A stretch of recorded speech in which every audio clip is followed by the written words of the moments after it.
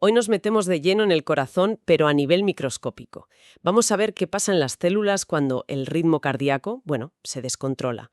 Tenemos aquí un artículo de revisión muy interesante en la Revista Española de Cardiología que se llama Mecanismos de las arritmias cardíacas y vamos a usarlo para entender la electrofisiología que hay detrás.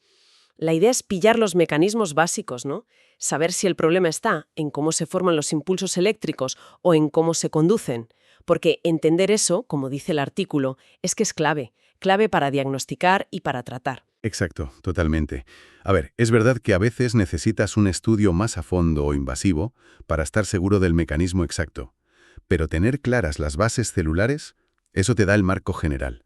Es fundamental, porque las arritmias son súper variadas, pero si miras a nivel celular, comparten, digamos, propiedades electrofisiológicas comunes. Y el artículo las agrupa muy bien en 3 grandes mecanismos: el automatismo alterado, la actividad desencadenada y la reentrada. Vamos a verlos uno por uno. Perfecto. Pero quizá antes de ver lo que va mal, recordamos un poco cómo funciona en condiciones normales. Lo básico de los miocitos, las células del corazón, que algunas tienen eso de la automaticidad, ¿verdad? Que generan impulsos ellas solas. Correcto. El que lleva la batuta normalmente es el nódulo sinoauricular, el marcapasos natural.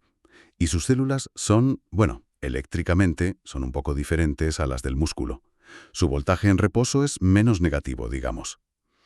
Ajá. Y su potencial de acción, el impulso eléctrico, pues también tiene otra forma. Depende más del calcio, para empezar. En el músculo, el que da el pistoletazo de salida es el sodio. Entiendo. Y claro, fundamental, ¿cómo se pasa la señal? Pues de célula a célula por unas conexiones especiales, las uniones gap. Y es curioso que no todas las células del corazón tengan el mismo tipo de impulso. El artículo lo recalca, ¿no? Hay diferencias según la zona. Una célula marcapasos, pues tiene esa subida más lenta y se recarga sola, mientras que una célula muscular tiene una subida como más explosiva y una meseta. Eso es, una meseta más marcada. Y ahí juegan distintos iones, el sodio, el calcio, el potasio, cada uno en su momento. Vale. Y otro concepto que es vital, pero vital para que no haya un caos, es el período refractario. Ah, sí. Es ese momentito justo después de que una célula se activa en que está como inmune, o no responde, o necesita un estímulo mucho más fuerte para responder. Claro, como un tiempo de descanso obligatorio. Exacto. Es un mecanismo de protección, un seguro, para que el corazón lata de forma ordenada. Contracción, relajación. Contracción, relajación. Entendido. Pues con esa base, volvamos a las arritmias. El artículo decía que hay 2 grandes líos: problemas al formar el impulso Ujú, y problemas al conducirlo, eso es. y que a veces se mezclan. Sí, a veces se pueden combinar. Dentro de la formación tenemos el automatismo, que puede ser el normal, que se altera, o uno anormal. Y luego la actividad desencadenada, que viene de unos ecos eléctricos, los pospotenciades. Y en la conducción, pues los problemas son el bloqueo o la reentrada. Vale. La reentrada es súper frecuente. Puede ser por una causa anatómica, física o puramente funcional. Pues empecemos por la formación, por el automatismo. ¿Qué es eso de automatismo normal alterado? Pues se refiere a las células que ya de por sí son marcapasos, las del nódulo sinusal, el nódulo AV, el sistema His-Purkinje. Lo que pasa es que su ritmo normal se desajusta. O van demasiado rápido o demasiado lento. ¿Y eso de qué depende? Pues de un equilibrio delicado, ¿sabes? De varios factores.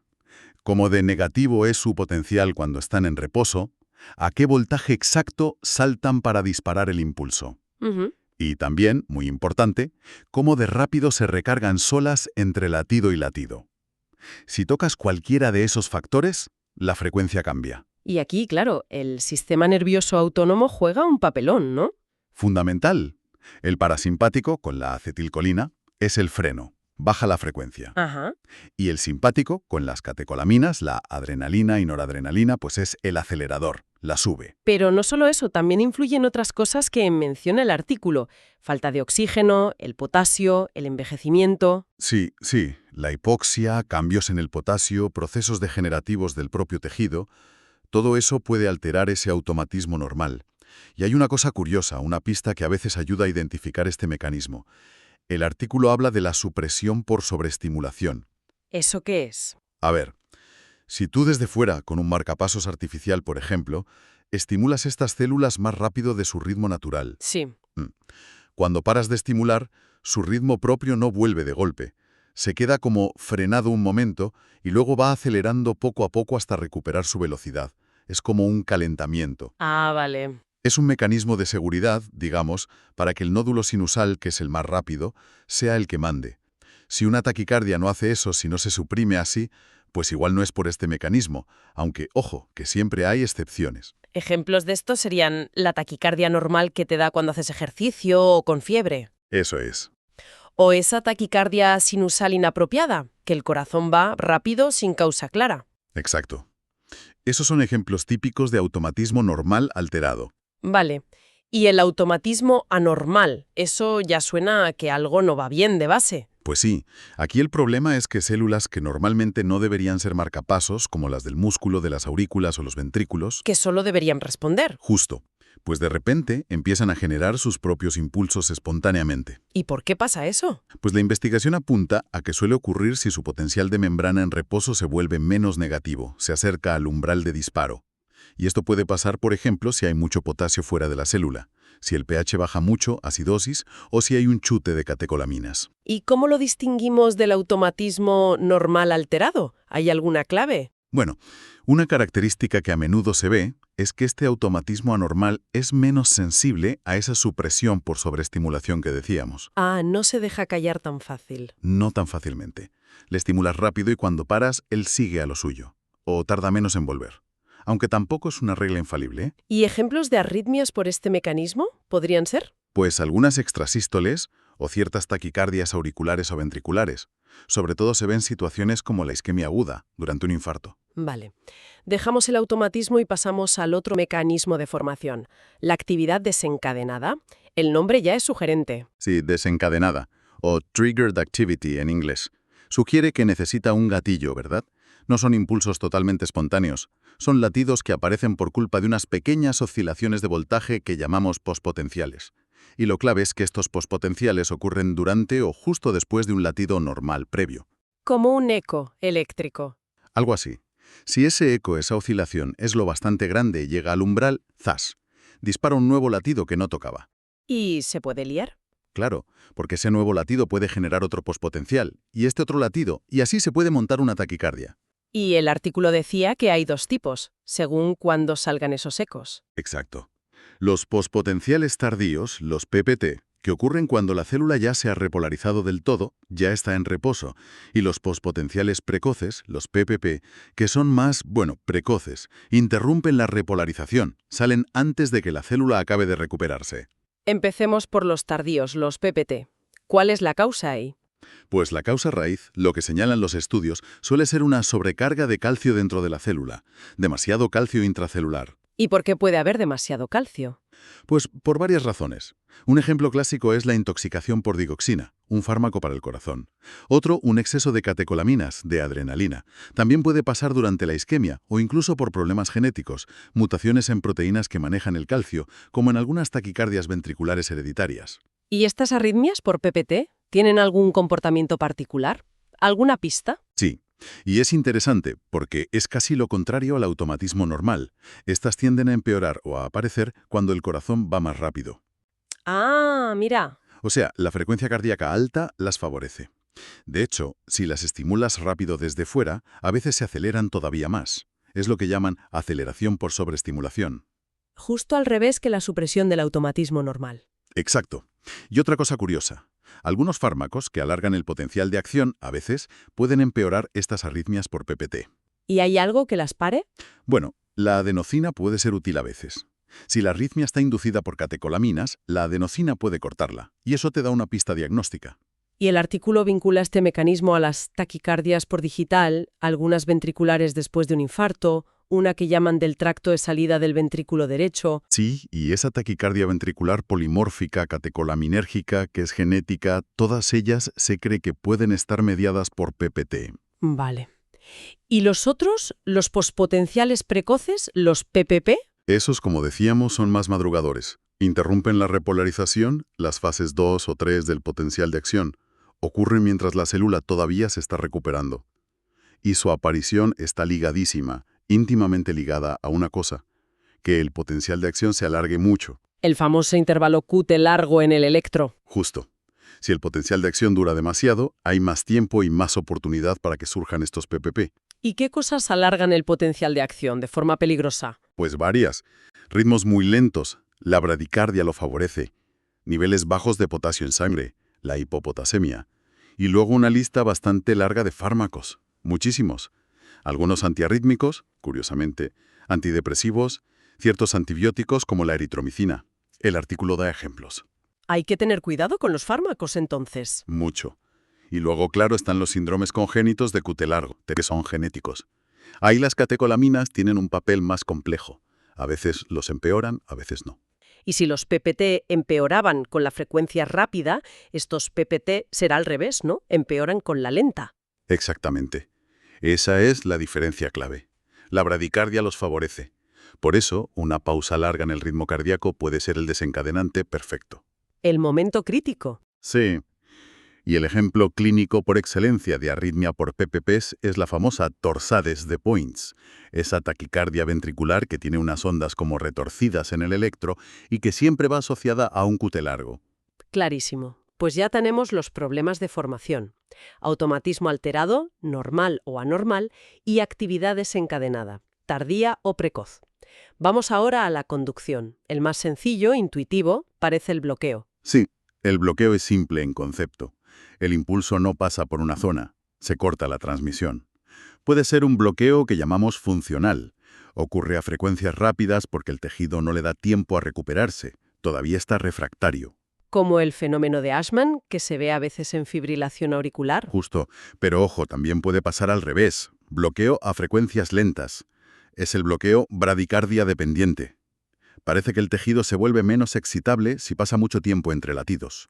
Y en los bloqueos influyen muchas cosas. El tono nervioso, fármacos como los betabloqueantes o los calcioantagonistas. Y, por supuesto, el daño estructural, la fibrosis, la degeneración del tejido. Vale. Y llegamos al que el artículo dice que es el rey de los mecanismos. La reentrada. Sí, parece que es el mecanismo más frecuente detrás de muchas taquicardias sostenidas que vemos en la clínica. ¿La idea básica cuál era? ¿Un circuito? Exacto. Es como un cortocircuito, pero que se automantiene. Un impulso eléctrico, en lugar de propagarse y extinguirse, encuentra un camino para dar la vuelta y volver a activar zonas que ya se habían recuperado. Y se queda ahí dando vueltas. Eso es, se perpetúa a sí mismo, generando una taquicardia, un ritmo rápido y sostenido. Y para que se monte ese lío se necesitan varias condiciones, ¿no? No pasa así como así. No, hacen falta varios ingredientes. Primero, un sustrato adecuado, tejido con propiedades eléctricas diferentes, zonas que conducen rápido, otras lento, zonas que se recuperan antes, otras después. Segundo, tiene que haber una zona de bloqueo, algo que impida el paso normal del impulso. Puede ser una barrera física, como una cicatriz de un infarto o una válvula. ¿O funcional? O funcional, simplemente tejido que está refractario en ese momento. Y esto es crucial. Ese bloqueo tiene que ser unidireccional en algún punto del circuito. Es decir, que el impulso no pase en un sentido, pero sí pueda pasar en el sentido contrario. Ah, la clave para que pueda dar la vuelta. Justo. Además, suele necesitarse una vía de conducción lenta dentro del circuito. ¿Para qué? Para dar tiempo a que el tejido por el que tiene que volver a pasar se haya recuperado, haya salido del periodo refractario. Tiempo para que esté listo otra vez. Eso es. Y por último, claro, necesitas un desencadenante. A menudo es una extrasístole, un latido prematuro que llega en el momento justo para pillar al circuito vulnerable y ponerlo en marcha. Y el artículo hablaba de dos tipos principales de reentrada, anatómica y funcional. Sí.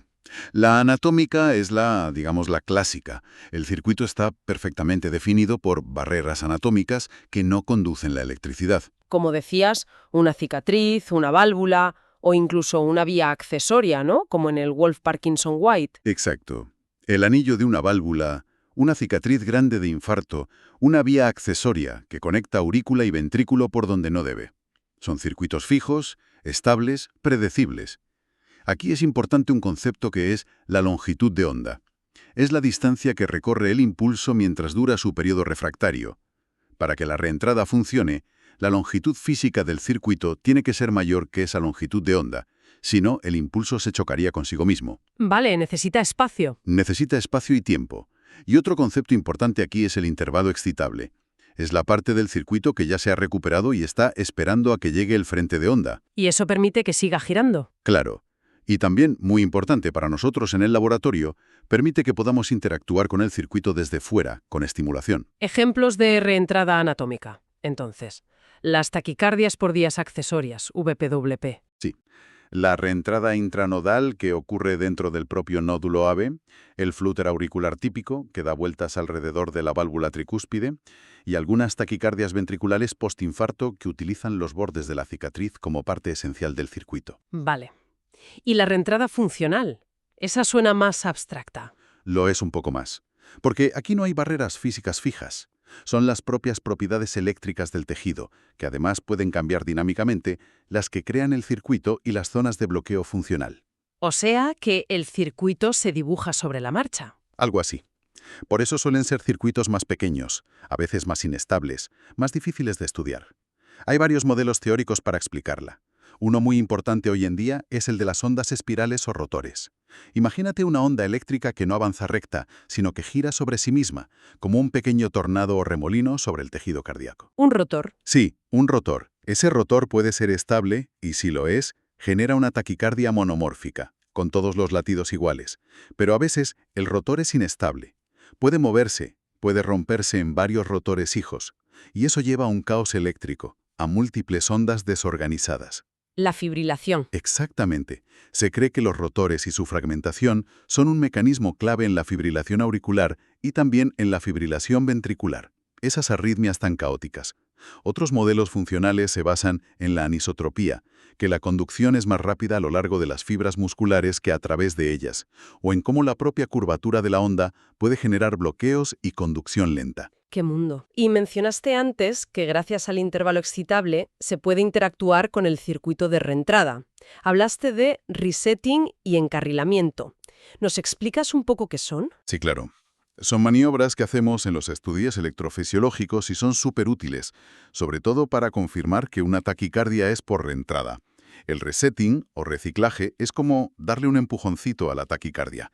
Tú aplicas un estímulo eléctrico externo un poquito antes de lo que le tocaría latir al corazón por la taquicardia. Ajá. Si ese estímulo consigue meterse en el circuito de reentrada, porque pilla el intervalo excitable, lo resetea. Es decir, adelanta el siguiente latido que sale del circuito. Vale, le cambia el paso momentáneamente. Eso es. Y el encarrilamiento, entrainment en inglés, es llevar eso más allá. Es estimular de forma continua, pero un poquito más rápido que la propia taquicardia. ¿Y qué pasa entonces? Pues que el corazón empieza a latir al ritmo de tu estimulador. Lo estás arrastrando. Pero, y esta es la clave, el circuito de reentrada sigue ahí, activo. Simplemente está siendo arrastrado o encarrilado por tu ritmo más rápido. Entiendo. Y la prueba del algodón es que cuando paras de estimular, ¡pum!, la taquicardia original reaparece inmediatamente, a menudo con el mismo latido que hubiera tocado si no hubieras estimulado. Ah, Y un signo muy característico de reentrada durante el encarrilamiento es ver latidos de fusión. fusión. Sí, latidos en el electro que tienen una forma intermedia. Son una mezcla entre un latido totalmente provocado por tu estímulo externo y un latido propio de la taquicardia. Porque el corazón se está activando a la vez desde tu catéter y desde el circuito de reentrada. Ver fusión durante el encarrilamiento es una prueba muy fuerte de que estás ante una reentrada. Vaya, qué técnicas más ingeniosas para desenmascarar el mecanismo. Sí, la electrofisiología tiene estas cosas. Bueno, pues creo que hemos cubierto bastante bien los mecanismos celulares que describe la fuente. El automatismo que se pasa de rosca o aparece donde no debe, Los ecos eléctricos, los pospotenciales, que disparan latidos extra. y esos circuitos viciosos de la reentrada, ya sea con barreras fijas o funcionales, queda clarísimo por qué entender esto es tan importante, ¿no? Desde luego, no es solo curiosidad científica. Como insistía el artículo, identificar el mecanismo te guía directamente. Te dice dónde puede estar el problema y cómo atacarlo. No es lo mismo tratar una arritmia que depende del calcio, que una que necesita una ablación en una zona de cicatriz, que una que quizá responda a fármacos que modulan el automatismo o el sistema nervioso. La estrategia cambia radicalmente. Y ya para cerrar, una reflexión que me viene. El propio artículo admite que a veces, sin meter catéteres, es difícil estar 100% seguro del mecanismo. Y hemos visto que son complejos, que a veces pueden incluso darse varios a la vez. Exacto. Y eso nos deja una pregunta interesante flotando, ¿no? Quizás el futuro no sea solo identificar el mecanismo dominante y atacarlo, sino llegar a comprender mejor en cada paciente cómo interactúan esos diferentes mecanismos, cómo se modulan entre sí, y quizá poder diseñar terapias más finas, más personalizadas, que tengan en cuenta esa complejidad individual. Una frontera fascinante, sin duda. Desde luego, la electrofisiología cardíaca sigue teniendo mucho que descubrir.